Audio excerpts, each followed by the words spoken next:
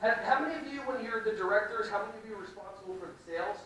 Like touring people, bringing people back in? Okay, so when I was doing sales before I was working early childhood, I learned something called neurolinguistic programming. Has anybody ever heard that?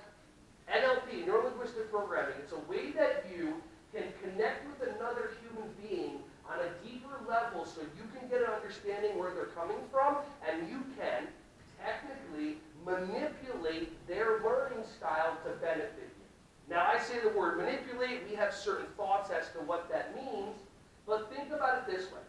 If you have somebody come in, and they're touring your facility, and you say to them, would you like to get a feel for the classroom, or do you want to take a look around?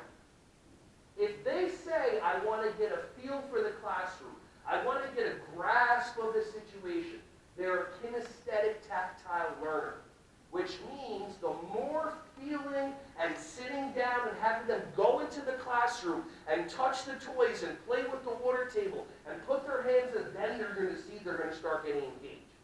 If they say, I want to see what's happening, then you go and you have them watch whatever you want them to watch. Does that make sense?